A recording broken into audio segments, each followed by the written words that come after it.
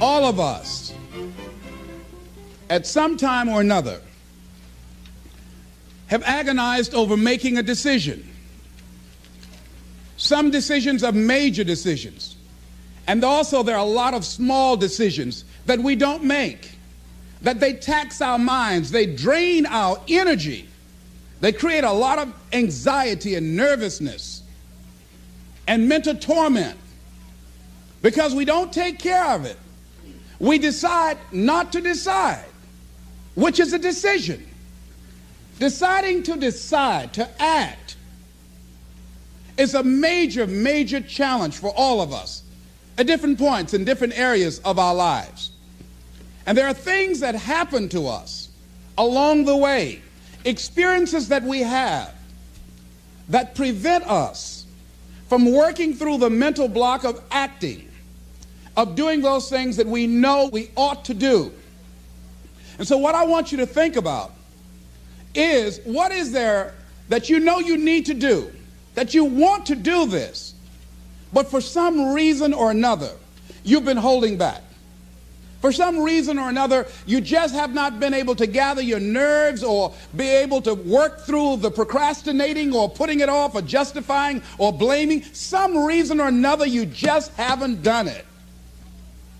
And you know you ought to do this. You really want to do this, but you don't know why you haven't done it. Anybody know what I'm talking about? Raise your hand, please. Okay, then I've got company here this evening. I'm not talking to myself. Now, first of all, we know that this is not easy. Because in order to begin to reinvent your life, you've got to make a conscious, deliberate, determined effort. That you really have got to put all of yourself into it. It's very challenging to act, to do those things. There are times when you're looking at it and you say, I know I need to do this, but I don't feel like it. I don't want to do it. I know I need to do it, yet leave me alone. No, I don't want to do it. So what do we do? What are those things that cause us to do like that? I think that among the things that prevent us from acting is the fear of failure. And if you've already failed, you don't want to fail again. The pain of that, the disappointment, the fear of loss is another thing. Because many times when we do those things that we know we need to do, we feel that we might lose somebody that we love very much and care about. We don't want to hurt anybody. Many of us don't act because we want other people's approval. We want everybody to like us and to accept us. And that's not possible. Many of us don't do the things that we want to do and don't act because of lack of self-confidence. We don't believe enough in ourselves. I have a friend who's been working on a job where she's miserable, talented, want to go to another place that she can do what she wants to do and make the kind of money that she would like to make, and had some offers. But because of her fear and her lack of self-confidence of things might not work out, she won't take a chance on herself. So there she is, spending 8 hours a day, 5 days a week, and she's miserable. She hates to go to work. They're not paying her what she's worth. She knows it. But yet and still, she won't do that which she knows she must do, and it's wearing her out. There are a lot of people that their jobs are making them sick because they won't act. You check out the absenteeism and the people that are depressed. You see them coming to work angry. How you doing? I don't know. Just leave me alone. It's not even 9 o'clock yet. You're talking about good morning.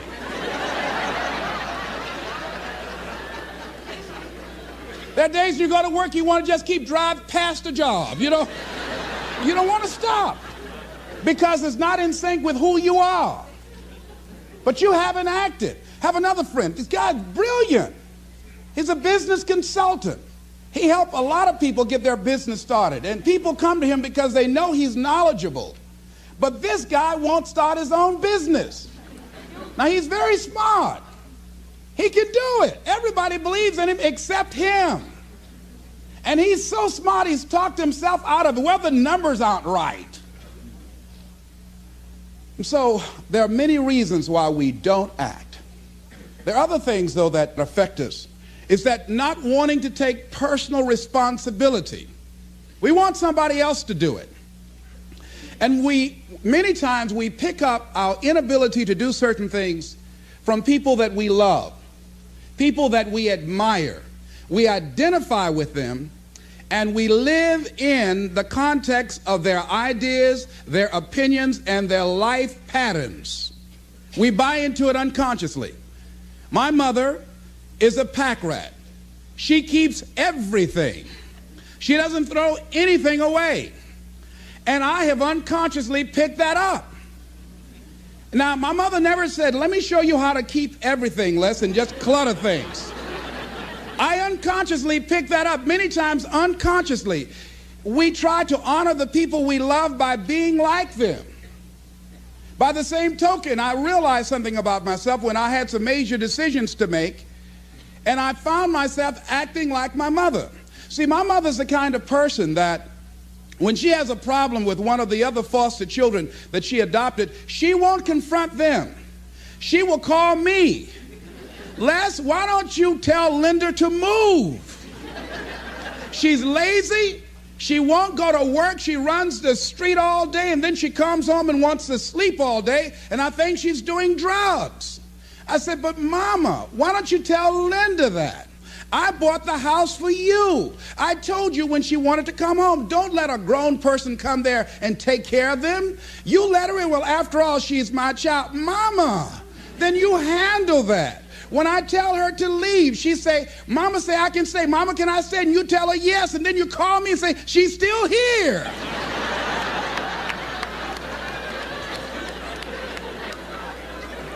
Why worry me with this? So Mama hasn't developed the courage to act on that. Some people won't act until there's a crisis situation. When Linda started stealing from Mama and took her Social Security check to get some drugs, Mama got some courage to say, get out of here and don't ever come back. But she wouldn't do it until then. And see, we don't have to wait until a crisis situation. I have a friend that has been having a challenge with losing weight. Both of us have been dealing with that challenge. And for the past 40 years, he's always seemed like weighed over 235 pounds. And so he said, man, I just can't lose weight. I'm big-boned. I said, Bud, I've never seen any fat skeletons.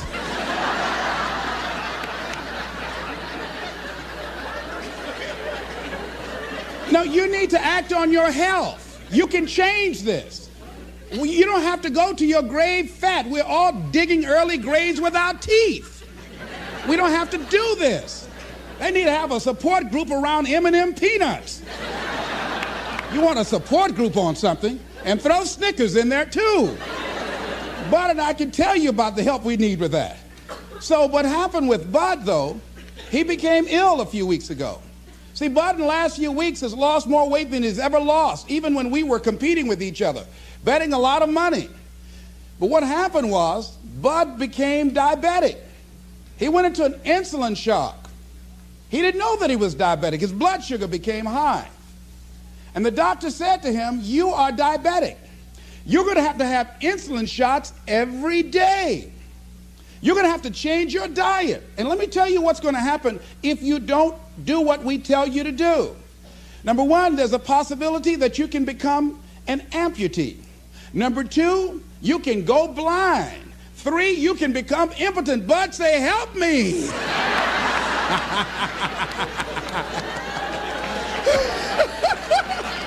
Like those guys with Paul, when Paul broke out of jail, those guys say, tell me what I must do to be saved. Bud wanted to be saved. I said, Bud, you want one of my peanut butter and jelly sandwiches? No. I said, Bud, I can't believe you're eating vegetables, man. You're exercising. He said, that's right, and jogging in place too. Now, he had the ability to do it before, but there's some people, it takes that kind of crisis to bring them into reality in order for them to act in their own best interest. Some people have to hit rock bottom in order to rise. I don't know why. You want to begin to look out on your life and what you want for you. And I think that when we begin to focus in the area of what does it take for us to act, I think we can say events can inspire us to act, like that particular event in his life.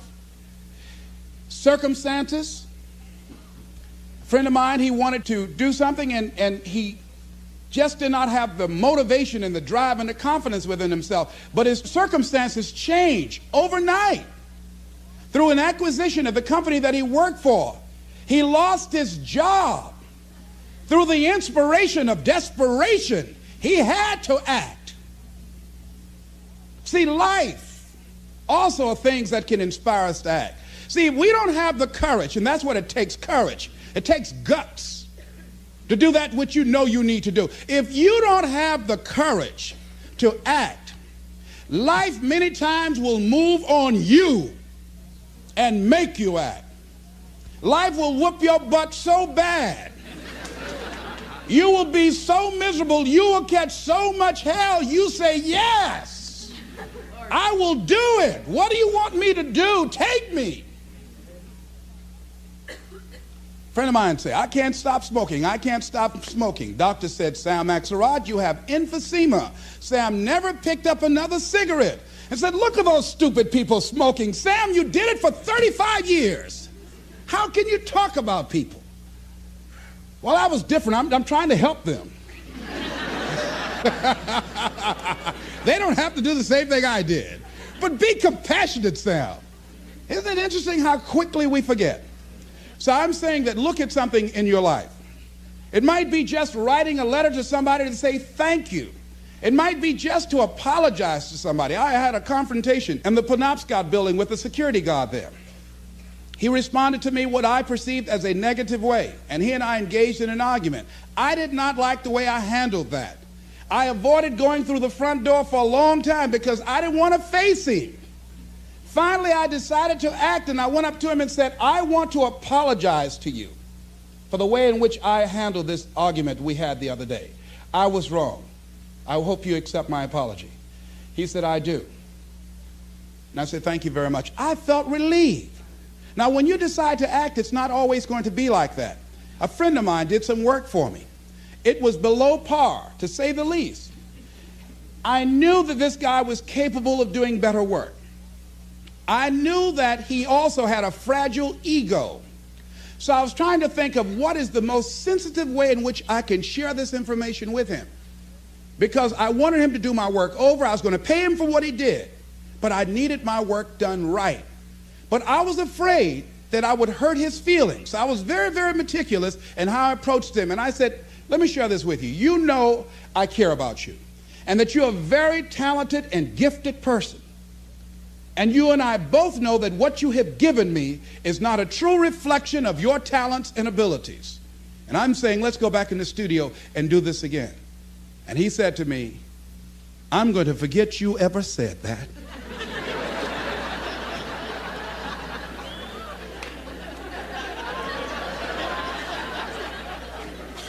I was wiped out. He never spoke to me again. Now, when you decide to act, you're going to have some people like that. We're no longer friends. I lost sleep over that, ladies and gentlemen. I said, I can't believe that. I remember sitting up one night looking at the phone. I said, I got to call him. He said, no. Then I said, no, forget that. I called, man, look here, we've been knowing each other too long to allow this to come between us. He said, don't call me anymore, and hung up. And then I wanted to think about what can I do to make it up to him, and then something came to me, Les, what do you have to prove? See, many things we don't do is because of the fact we want people to like us. There's some necessary losses in life. When you decide acting in your best interest, you're going to lose some friends. Everybody's not going to approve of you. There's some people that won't like you. Who do you think you are? You're arrogant. What do you think you can do? You think you can get away with that? You're selfish. Thanks, I got that. It's my life. And so what I'm saying to you is that as you begin to look out on your life, this is challenging. This is not easy, acting. So what are the things that we can begin to do to harness our will? Number one, you've got to bring it out and look at it. You got to take the power out of it. You've got to expose it to the truth. And the truth is that it has no power over you. So write down something you want to act on, but for some reason that you've been holding back, and look at it.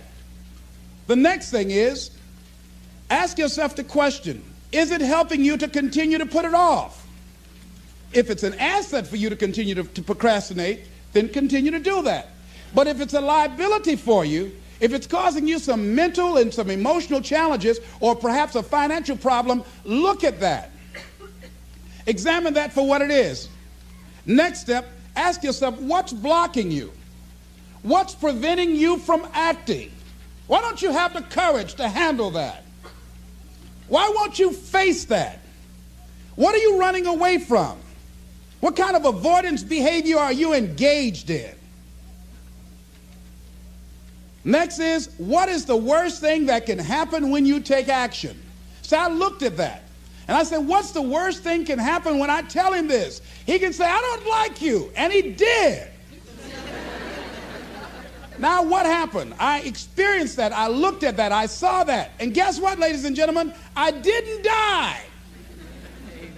My feelings were hurt a little bit. I lost some sleep about it. And sometimes I think about it when I drive past his house. But I'm still here. It's uncomfortable. But it's okay.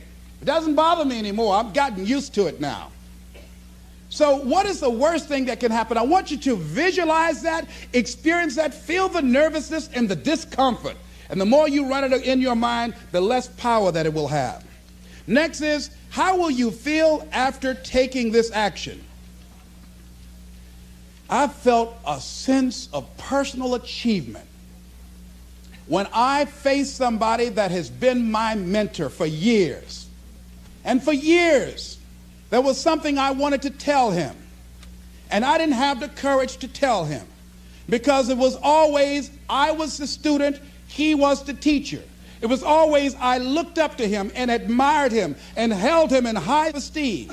And I was always grateful and thankful for the impact that he had on my life. And I loved him so much.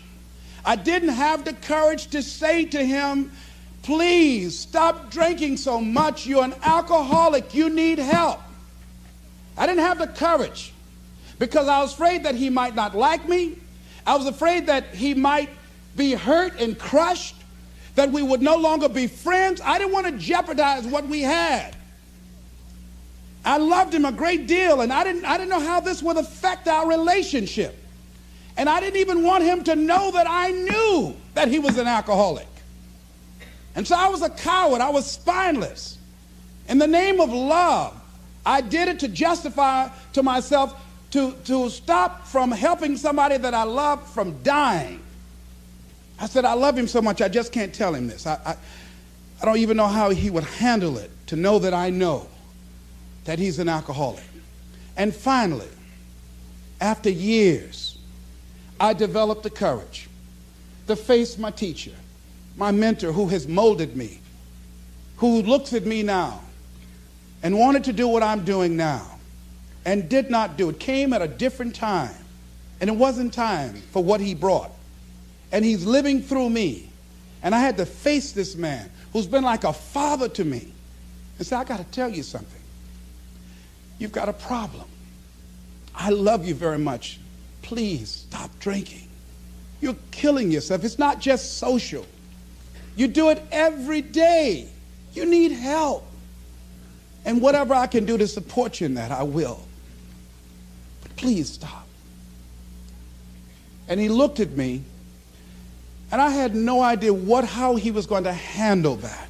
And first there was like, I dare you.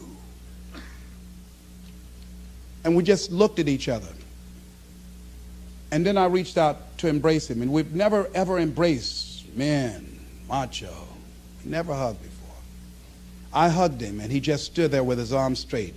He couldn't raise his arms to hug me back. And he was shocked. And after he got over the initial shock, when he could bring himself to speak, to maintain his composure, because he could never afford to let me, his student, see him vulnerable or admit that I was right. He said, I'll be seeing you. And I said, yes, sir. I said, tell your wife I'll be by the house to see y'all before I leave. And when he walked away, at first I was very depressed about it. And I said, well, maybe it wasn't my place to do this. And you know, when you act, you're going to have some second thoughts. And then I said, no. I did what I felt. I did it because I feel very strongly about this. And fortunately, he called me back a few weeks later and left word with the answering service.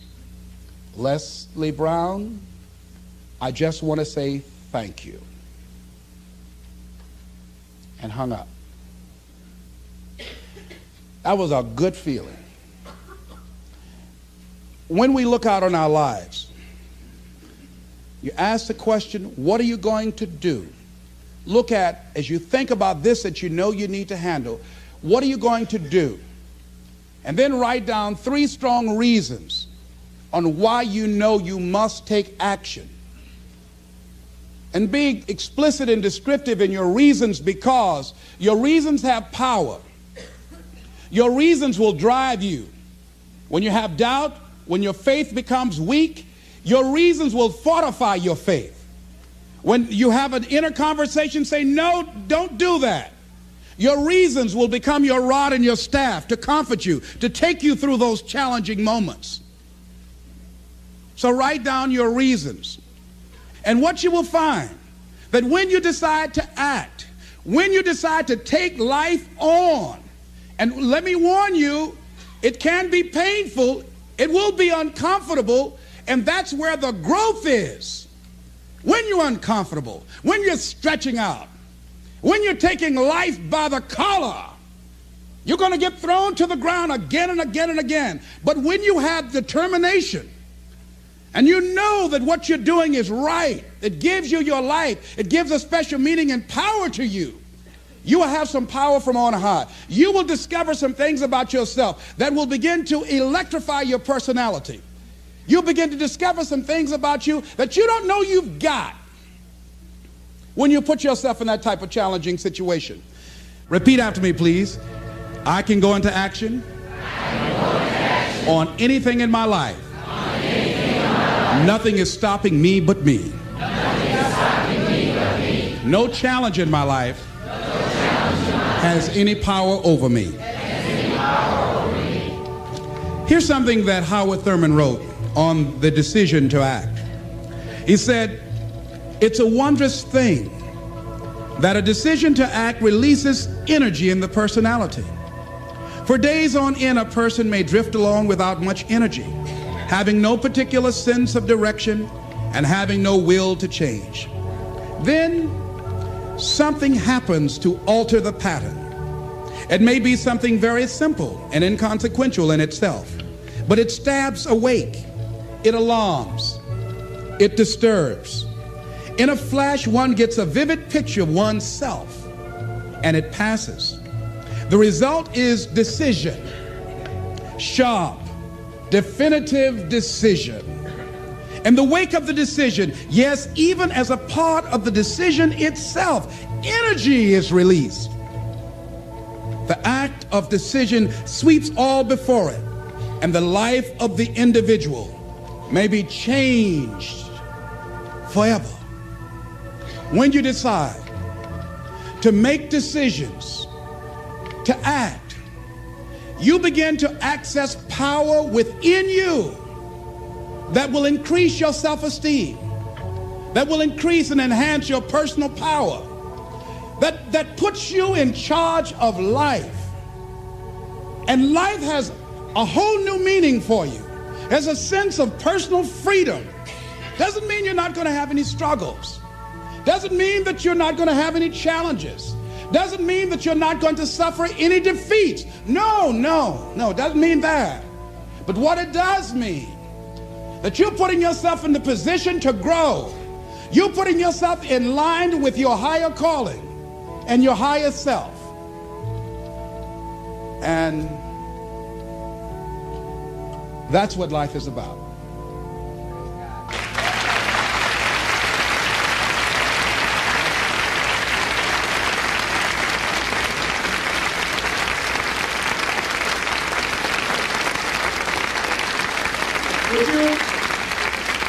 Would you join me in this affirmation, please? Everybody stand, please.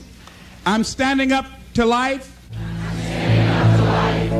and the challenges in my life. I'm going to use all of me. All of my courage, my faith, determination, and any help and support that I can give anyone to realize their greatness. Together we can. Shake somebody's hand on your right and left and say, you got what it takes.